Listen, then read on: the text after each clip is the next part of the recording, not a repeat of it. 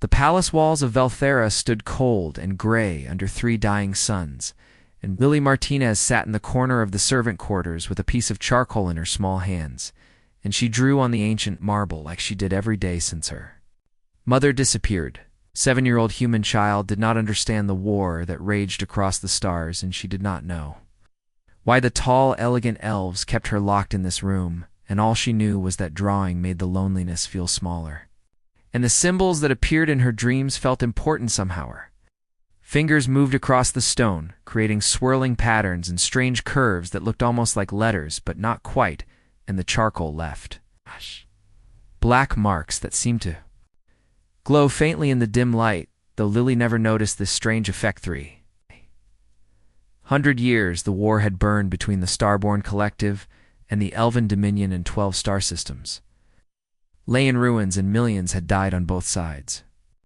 And still the fighting continued, with no end in sight, and the hatred between humans and elves grew deeper with each passing year. Commander Kalen Theros arrived at the occupied palace on the 3rd day of the frost season, and her silver armor caught the fading sunlight as she dismounted from her dragon. And Ashenkur was a massive creature with crimson scales and eyes like molten gold, and he had carried Kalen through 100 battles without ever showing fear, but today something was different.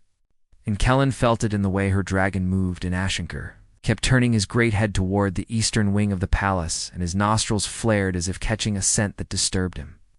Deeply the High Command had summoned Kalen to investigate. Unusual energy readings emanating from the palace, and the elven scientists believed it might be a human weapon hidden within the ancient structure, and Kellen was their best tracker and their most skilled warrior. So they sent her to find the source. She walked through corridors lined with tapestries that showed the glory of the Elven Dominion, and portraits of long-dead kings stared down at her with disapproving eyes, and her boots made no sound on the polished floors as she searched for the energy. Signature Shanker followed her inside, despite the narrow hallways, and dragons rarely entered buildings, but he insisted with urgent growls and mental pushes through their bond, and Kalen had learned long ago to trust her companion when he acted. This way they moved deeper into the palace, and the energy readings grew stronger, and Kalen checked her scanner, but the device gave impossible readings, and the numbers kept changing and flickering as if reality itself was uncertain in this place. Then Ashenkur stopped, and his entire body went rigid, and his scales bristled and stood on end, like a cat sensing danger, and he made a sound Kalen had never heard before, and it was something between a whimper and a roar of recognition. The dragon pushed open a door with his snout, and inside was a small room with a human child sitting on the floor, and she was drawing on the walls with charcoal, and she did not even look up. When they entered, Keelan stared at the walls, and her violet eyes went wide with shock and horror and recognition all at once. And the charcoal marks were not random scribbles, and they were not the innocent drawings of a child, and they were something far more terrifying.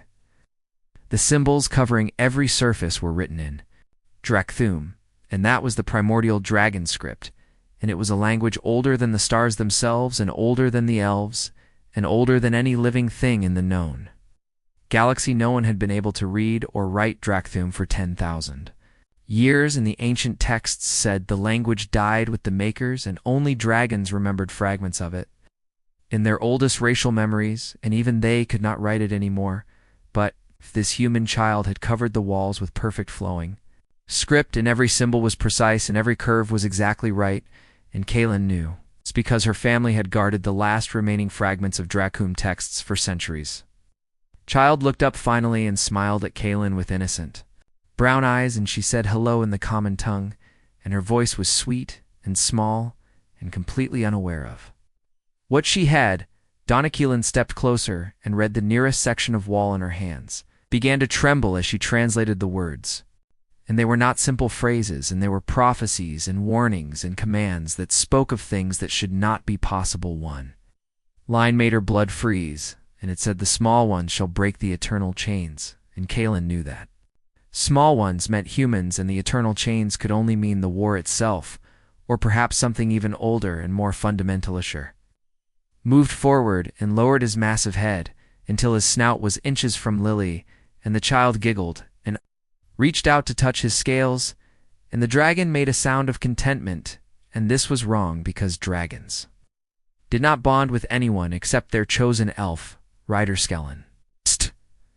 Asked the child where she learned to make these drawings, and Lily said, they came from her dreams and she saw them every night, and they made her feel less alone, and she thought they were just pretty patterns. The commander checked her communication device and saw 17 urgent messages from High Command, and they wanted her report immediately, and they wanted to know what was causing the energy readings, and Kaylin knew she should tell them about the child right now, but something stopped her, and she looked at this small human girl who had somehow accessed knowledge that predates civilization and who drew prophecies on walls while thinking she was playing, and Kaylin realized that if the Dominion learned about Lily, they would take her and study her and use her and probably kill her when they were.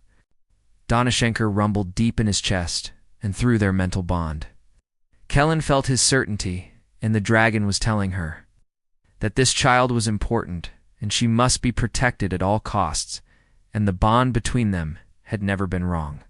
Before Kellen made a decision that would change everything, and she knelt down beside Lily and asked if the child would like to see a real dragon up close, and Lily nodded enthusiastically, and Kaylin took her hand. She led the girl and the dragon out of the servant quarters and through hidden passages that only she knew about. And behind them, the walls continued to glow faintly with ancient script, and the prophecy remained unfinished, but already the words were spreading, and reality was beginning to take notice.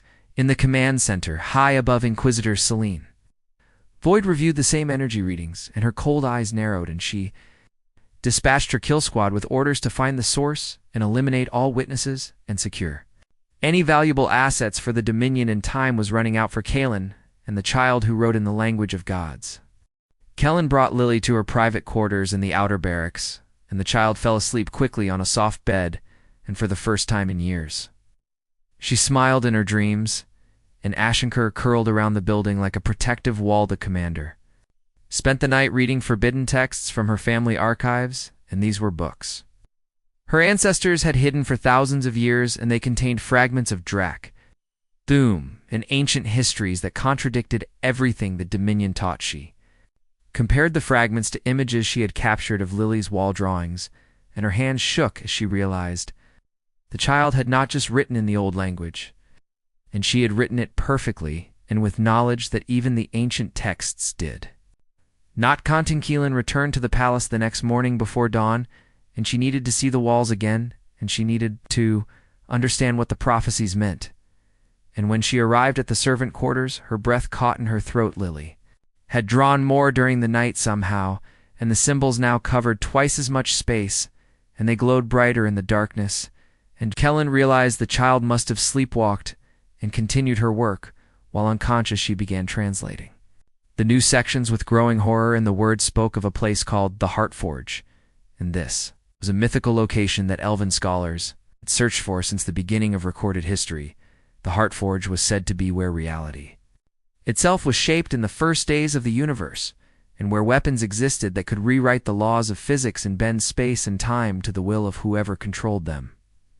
Every elven expedition sent to find the Heartforge had failed, and most never returned, and the few who came back spoke of madness and impossible visions and stars that sang with voices of the dead. But Lily's writings gave coordinates, and they gave star charts, and they gave detailed instructions on how to navigate to this legendary place, and Kaylin knew that if the Dominion obtained this information, the war would become something far worse than anyone imagined. She heard footsteps in the corridor and quickly hid in the shadows, and 2 Dominion soldiers entered. And they stared at the walls with confusion, and one of them reached for his communicator, and Kaylin knew she had run out of time. She knocked both soldiers conscious with quick, precise strikes, and dragged them into a storage closet, and she had maybe an hour before someone found them and raised the alarm. Kellen ran back to her quarters and woke Lily gently, and she told the child they needed to go on an adventure, and Lily rubbed her sleepy eyes and asked if Ashenkur would come too, and Kaylin said yes and tried to keep the fear from her voice. They climbed onto the dragon's back, and Ashenkur launched into the sky with powerful beats of his wings, and behind them, alarms began to sound in the palace, and soldiers poured out like angry insects, and weapons fire lit up the dawn. The dragon flew faster than Kalen had ever felt him move, and they shot through the atmosphere and into the black of space in pursuit. Ships followed, but Ashenker twisted and dove and climbed in patterns that defied physics, laughed with delight, and clutched. Kellen's armor and the child thought this was a game, and she had no idea that her innocent drawings had just made them the most wanted fugitives in 12-star system scaling guided Ashenker toward the neutral zones, and these were regions of space where neither the Dominion nor the Collective claimed territory, and pirates and refugees hid among the asteroids in broken stations. She needed time to think, and she needed to understand what was happening to Lily, and she knew only one person who might have answers, and that was Dr. Nora Hayes. Nora had been a human scientist who defected to study elven technology, and she now lived in hiding on a forgotten research station called Whisper Rock. And Kellen had not spoken to her former mentor in 5 years, but desperate times required desperate allies. As they flew, Lily began humming a strange melody, and Kellen felt the hair on her neck stand up, and the tune was not something a child should know, and it sounded old and mournful and full of power. Then Ashanka made a sound of shock and pain, and Kalen looked down and saw symbols appearing on the dragon's crimson scales, and they were glowing with golden light, and they were the same script that Lily had written on the palace walls. The child was still humming, and her eyes were closed, and she seemed to be in a trance, and her small hand rested on Ashanker's scales, and everywhere she touched, new symbols appeared. Colleen tried to pull Lily's hand away, but the moment she touched the child, a wave of images flooded her mind, and she saw things that could not be real, and she saw Earth as it had been billions of years ago, and she saw humans building impossible machines, and she saw dragons being born from starlight and shaped metal. The vision ended, and Kalen gasped for air, and Lily opened her eyes and asked what was wrong, and the child remembered nothing, and Kalen realized that whatever was happening to Lily was getting stronger and more dangerous. They reached Whisper Rock, and the old station hung in space like a broken tooth, and it looked abandoned, but Kellen knew better, and she sent the correct signal codes, and lights flickered on in the docking. Benora Hayes met them at the airlock, and the scientist looked older and more tired than Kellen remembered, and her gray hair was pulled back in a messy knot, and her eyes widened when she saw the dragon and the child. Kalen explained everything, while Nora examined Lily, and the doctor ran scans and tests and took samples, and the whole time Lily drew on the station walls with a marker someone had given her. After 2 hours, Nora called Kellen into her lab, and the scientist's face was pale, and her hands trembled as she showed the scan results on her displays. She said Lily's brain was changing and new. Neural pathways were forming every hour, and structures were growing that should not exist in any known species, and the child was becoming something different and something more. Nora said the symbols were not just writing, and they were a form of genetic activation, and somehow Lily had access to ancient human DNA sequences that contained instructions and knowledge from a civilization that should not have existed. The doctor showed Kalen star charts that Lily had drawn during the examination, and they pointed to a dead star system called Terminus Goal, and according to legend, this was where the first dragons were born. Before Kalen could respond, alarms shrieked through the station, and Nora's security systems showed multiple ships dropping out of faster-than-light travel, and they were Dominion vessels, and they were led by Inquisitor Celine Void's flagship, the Inquisitors. Voice came over all communication channels, and she demanded that Kalen surrender the human child and the stolen dragon, and the traitor would face trial and execution. Kalen grabbed Lily and ran for the docking bay, and behind them she heard weapons, fire and explosions, and Nora screamed for them to go, and she would hold off the soldiers as long as she could. They reached Ashenker and climbed onto his back, and the dragon launched from the station just as it exploded in a ball of fire, and Kalen felt tears on her face because Nora had been her friend and her teacher, and now she was gone. Lily began to cry, and she said the words were getting louder in her head, and she could not make them stop. And then the child spoke in a voice that was not her own, and the words were in Drakthum and pure, and Clarashenker roared, and his body began to change, and his scales hardened and grew, and his wings became larger, and power radiated from him like heat from a star. And whatever Lily had said It had activated something ancient within the dragon butt. The transformation was incomplete and painful, and Ashenkur screamed and Kalen held on to Lily and the child and watched as reality itself seemed to bend around them. The transformation stopped as suddenly as it began, and Ashenkur shuddered and his scales slowly returned to their normal crimson color, but something fundamental had changed, and Kalen could feel it through their bond, and the dragon was both more and less than he had been before. Lily collapsed against Kellen's chest, and the child was unconscious, and her breathing was shallow, and symbols continued to appear on her skin like glowing tattoos before fading away, and each one pulsed with energy that made the air around them crackle. Keelan checked their position, and they were deep in uncharted space, and the stars here looked wrong and unfamiliar, and her navigation systems gave impossible readings, and she realized that Ashenkur had jumped them far beyond any mapped region behind them. Sensor alerts showed multiple pursuit vectors in both Selene's Dominion forces and human collective ships were converging on their position, and Kalen knew they had intercepted the same energy signatures that Lily was radiating. She guided Ashenkur toward the coordinates that Lily had drawn, and toward the dead star system called Terminus Goal, and it was their only chance now.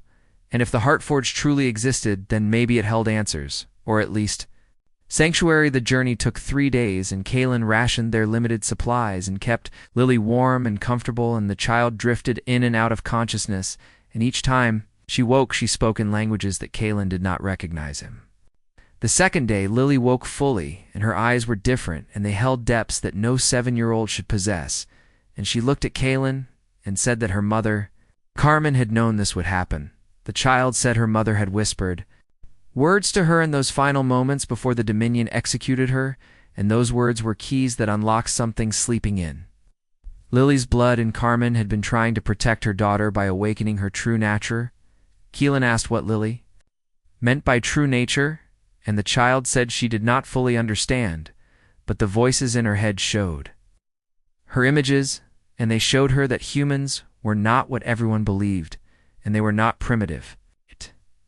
Newcomers to the galaxy, she said. Humans were the descendants of something ancient and something powerful and something that had created the dragons themselves and given them consciousness and purpose, and then vanished from Historia. Shenker rumbled in agreement, and through the bond, Kalen felt the dragon's memories, and they were vast and old, and they stretched back beyond anything she thought possible, and she saw glimpses of the makers, and they looked like humans, but they wielded technology that seemed like magic. The dragon showed her images of Earth, not as the small contested world it was now, but as the center of an empire that spanned dimensions and time itself, and the makers had gone back to the beginning of everything and seeded life across the cosmos.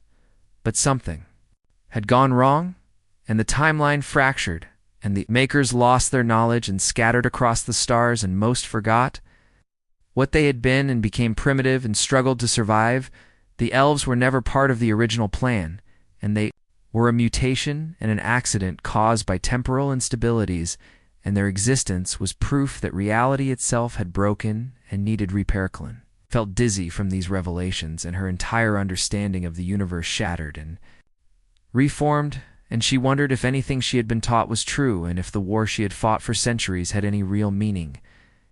The third day they arrived at Terminus Goal, and the dead star hung in space like a massive corpse, and it was surrounded by rings of ancient machinery, and the structures were the size of moons, and covered in symbols that matched Lily's drawings as Shunker flew toward the largest platform, and as they approached, the dead machinery began to wake, and lights flickered on after eons of darkness, and massive doors groaned open, and a path appeared leading to the heart of the structure. Lily sat up and pointed forward and said they needed to land there, and her voice was calm and certain, and Kalen trusted the child. Even though every instinct screamed danger, they landed on a platform that could have held 1,000 dragons, and the metal beneath them was warm and alive, and it pulsed with the same rhythm as a heartbeat, and Lily climbed down and walked forward without hesitation. Kaylee followed with her weapon drawn, and Shenker stayed close and protective, and they entered a vast chamber that stretched beyond sight, and the walls were covered in the same script that Lily had been writing the child. Walked to the center and touched a console, and the entire Heartforge responded, and holographic images filled the air. And they showed the history of everything and the truth of creation. Itself Kellen watched as the story unfolded, and she saw humans. From billions of years in the future, and they had mastered time travel and dimensional engineering. They went back to the universe's beginning to create an experiment. They made the dragons as guardians, and they seeded countless worlds with life, and they tried to create a perfect timeline and a perfect reality, but they made mistakes, and they created themselves too well in the past. The timeline split and fractured, and multiple versions of reality began competing for dominance, and the makers tried to fix it. But instead, they became trapped and lost and scattered across their own creation. The elves emerged from one of the fractures, and they were never meant to exist in their presence. Destabilized everything further, and the war between elves and humans was actually two versions of reality fighting to survive. The Heartforge was built as a failsafe, and it was meant to stabilize the timeline and merge the conflicting realities into one coherent whole, and but it required a specific activation sequence. It needed a human with maker genes intact, and it needed a dragon bonded to that human, and it needed them both to choose willingly to repair what was broken. Lily turned to Kaylin, and the child's eyes glowed with golden light, and she said that she was the key and Ashenker was the lock, and together they could fix everything or destroy everything, depending on what they chose. Then alarms shrieked across the Heartforge, and external sensors showed both Celine's fleet and a massive human collective armada arriving simultaneously, and leading the human forces was Admiral Grace Bennett, and she commanded 300 warships. Grace broadcast on all channels and demanded that the elves surrender the human child, and she called Lily a strategic asset and claimed the Dominion had created her as a biological weapon. Celine responded with her own broadcast, and she declared Kaylin a traitor and Lily an abomination, and she said both would be destroyed along with anyone who protected them. The two fleets opened fire on each other and the space around Terminus. Goal erupted into chaos, and explosions lit up the darkness, and ships died on both sides, and the ancient machinery of the Heartforge trembled from the impact. Skellen grabbed Lily and ran deeper into the structure, and Ashenker followed, and behind them they heard the sounds of breaching pods, and boarding teams from both fleets were landing on the platform. The child said they were running out of time, and the Heartforge needed to be activated soon, or the damage from the battle would destroy it. And if the Heartforge was destroyed before activation, then the timeline would collapse. Complete. Kellen asked what would happen if the timeline collapsed, and Lily said everything would stop existing, and all of reality would unravel and return to nothing, and everyone everywhere would simply cease to be. They reached the central control chamber, and it was a spherical room with a console in the middle, and streams of energy flowed around them like rivers of light, and the air itself hummed with power. Lily walked toward the console, but then stopped and looked back at that. Kaylin and the child asked if the elf commander would stay with her because she was scared, and she did not want to be alone. Akil knelt down and pulled Lily into a hug, and she promised she would never leave, and together they would face whatever came next. And the child smiled and took her hand, and they walked forward together into the light. The battle outside grew more intense, and explosions shook the ancient structure, and pieces of the Heartforge began breaking away and falling into the dead star below, and time was running out faster than anyone realized. Lily placed her small hands on the console, and immediately her body went rigid, and her eyes rolled back, and streams of data and images poured into her mind, and Kaylin held her steady and felt the child trembling with the force of knowledge flooding through her. Through the holographic displays, Kellen saw 3 possible futures and 3 choices that would determine everything, and each path led to radically different outcomes, and none of them were simple or easy. The first choice showed a reality where the elves were erased from existence, and the timeline reset to its original configuration, and humans would reign supreme across the galaxy, and the makers would rise again in this future. Humanity would reclaim its lost glory and rebuild the empire that once spanned dimensions, and all the pain and suffering of the war would be undone as if it never happened.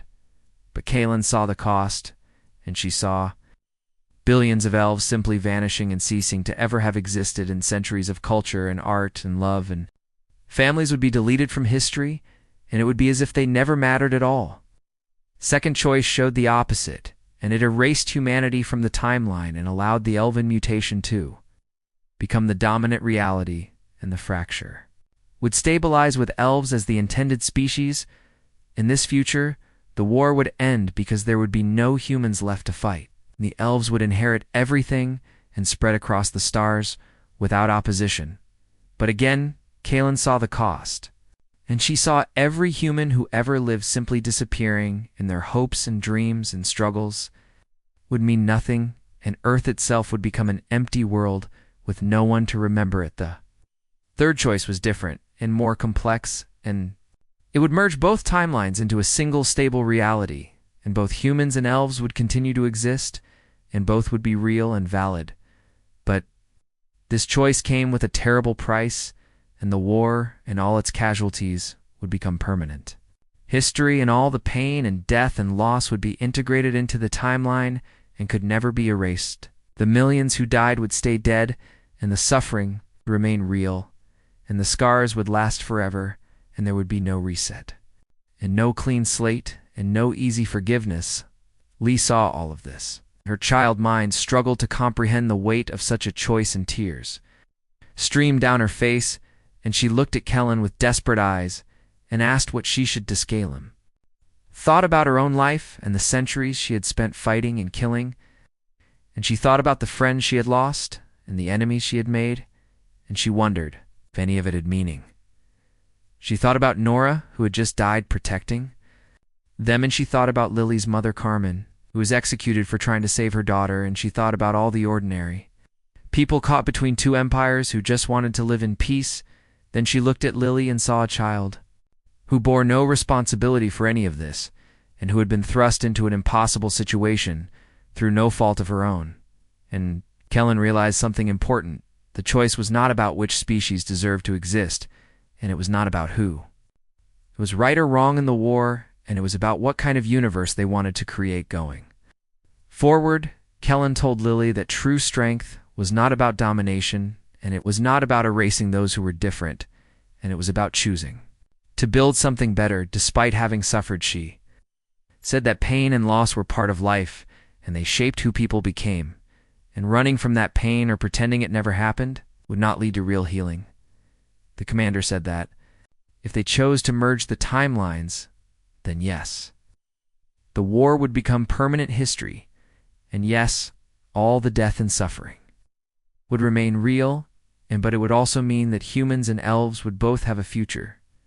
She told Lily that the hardest choice was often the right one, and that creating peace from the ashes of war was more meaningful than simply erasing the war from existence. Lily listened and thought, and the weight of the decision pressed down on her small shoulders, and then she nodded and said she understood and she would choose the third path. But then the child did something unexpected, and she began writing new symbols on the console, and she was adding something that the makers had never anticipated, and she was modifying the choice itself. The new clause appeared in Drakthum's script across every surface of the control chamber, and it read, "Let those who were enemies learn to be family." Kellen felt the words resonate through reality itself, and she understood what Lily was doing, and the child was not just merging the timelines, and she was fundamentally changing the nature of the relationship between the species.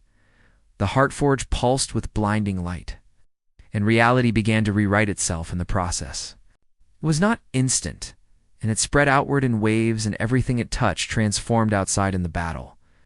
Both fleets suddenly stopped firing, and soldiers on both sides felt their weapons growing warm, and then the weapons began changing, and they transformed from instruments of death into tools of construction and rebuilding. Admiral Grace Bennett stood on her command deck and felt hatred draining from her heart, and it was replaced with understanding, and she remembered every battle and every loss, but now she also felt the pain of the elves she had killed. Inquisitor Celine Void experienced the same transformation, and her certainty and her righteous fury vanished, and she felt the grief of human mothers who lost children and the fear of human soldiers facing her forces. Both commanders felt each other's pain as if it were their own, and they understood on a fundamental level why the other side had fought. They could no longer see each other as evil and only as people.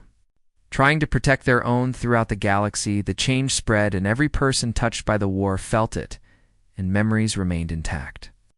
But hatred could not survive the new understanding ships that moments before were trying to destroy. Each other now moved to help and rescue pods were launched, and medical aid was shared, and enemies became allies in the span of heartbeats inside. The control chamber Lily collapsed, and the connection to the Makers severed, and she was just a 7-year-old child, again, and exhausted and confused and barely able to remember what she had. Donna Keelan caught her and held her close, and Ashenker wrapped around them both, and the dragon had completed his transformation, and he was now something between. Dragon and living starship, and vast and beautiful, and eternal, the doors to the chamber burst open, in both. Grace and Celine entered with weapons drawn, and they moved in perfect sync, and their soldiers flanked them ready to fire, but when they saw Kaylin holding Lily and both of them wounded and exhausted and the child barely conscious and something inside, both commanders broke. Grace lowered her weapon first and Celine followed, and they looked at each other and something passed between them and an understanding born from the transformation that Lily had triggered. They approached slowly and knelt beside Kaylin and the elf, and together the three warriors who had spent centuries fighting looked at the small human child who had just saved existence itself. Grace asked if Lily was all right, and Kaylin said she would recover, and the child just needed rest and time to be a child again. Celine reached out hesitantly and touched Lily's hair with surprising gentleness, and she said she was sorry, and her voice broke, and centuries of certainty crumbled. The Inquisitor said she had been so sure that humans were the enemy, and she had killed so many, and she had believed she was righteous, but now she felt their pain and their fear, and she understood that they were just trying to survive. Grace said she felt the same, and she had ordered strikes that killed millions of elves, and she had celebrated victories, but now she knew that each elf who died had families and dreams and hopes, and she wept for them. Kellen held Lily closer and said that this was what the child had chosen, and this understanding, and this shared pain, and it was harder than erasing either side, but it was the only path to real peace outside. The Heartforged, the fleets began working together, and they rescued survivors from damaged ships, regardless of species, and they shared medical supplies, and engineers from both sides cooperated to repair the ancient structure. 10 years passed like water flowing downstream, and the galaxy transformed in ways no one could have predicted.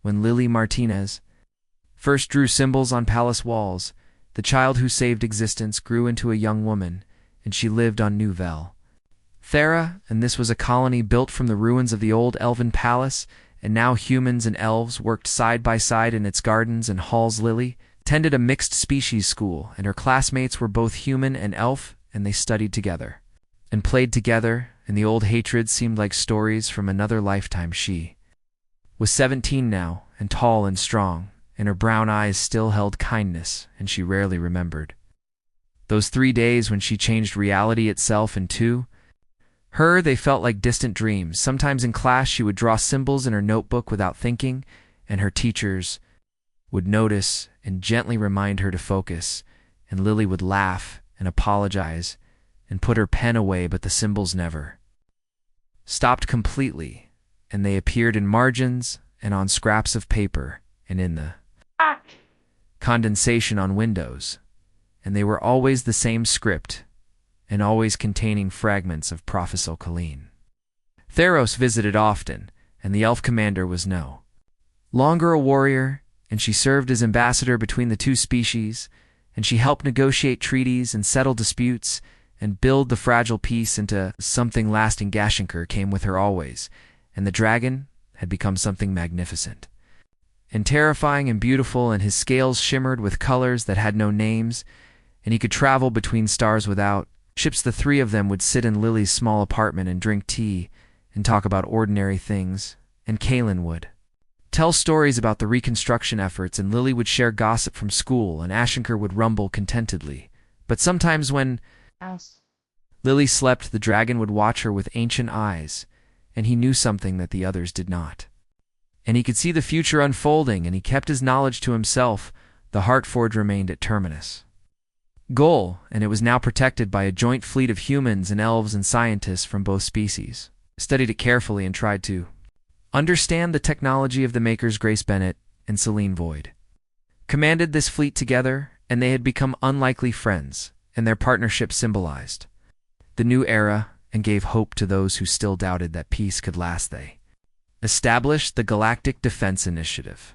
Its purpose was not to fight each other, but to prepare for external threats and to protect both species from whatever might come from beyond known space. In the deepest vaults of the Heartforge, they found Lily's final scribble, and the one she made while activating the merge, and it had been preserved behind energy shields, and the words glowed softly in the darkness. The message read, "This piece is the first chapter, and the real test comes when."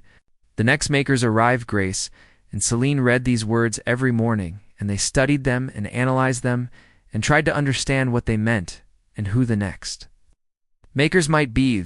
They increased patrols along the galactic rim, and they built sensor networks, and they trained combined human and elf military units, and they prepared for a threat. They could not yet name. Lily knew nothing of this, and Kaylin and Grace and Celine had agreed to let her live a normal life for as long as possible. And the girl deserved peace after what she had sacrificed on her 17th birthday. Lily received a package, and it was from the Joint Fleet Command, and inside was a small crystal that glowed with soft light. When she touched it, a holographic message appeared, and it showed Grace and Celine standing together, and they thanked her for her courage and her choice, and they said the galaxy owed her a debt that could never be repaid. They told her that she was always welcome at the Heartforge, and if she ever wanted to learn more about her heritage and her connection to the makers, they would help her. But they also said that she had earned the right to choose her own path, and if she wanted to simply be a normal girl living a normal life, then they would protect that choice with everything they had. Lily watched the message 3 times, and then she carefully packed the crystal away and went to meet her friends, and they were going to a concert that night. And she did not want to be late. She walked through the streets of New Velthera, saw humans and elves living together and working together and sometimes arguing, but always with respect, and she felt proud of what they had built at the concert. She danced with her friends and laughed and forgot about prophecies and ancient scripts and the weight of saving the universe, and she was just a teenager having fun. But later that night she had a dream, and in the dream she stood in a vast space filled with stars, and voices spoke to her in Drakthum, and they were not her own thoughts. The voices told her that the piece she created was precious and fragile, and it would be tested soon, and forces were moving in the darkness between galaxies, and they were coming to claim what the makers had built. She saw ships unlike anything in known space, and they were organic and mechanical, and something else entirely, and they moved with purpose toward the Milky Way galaxy.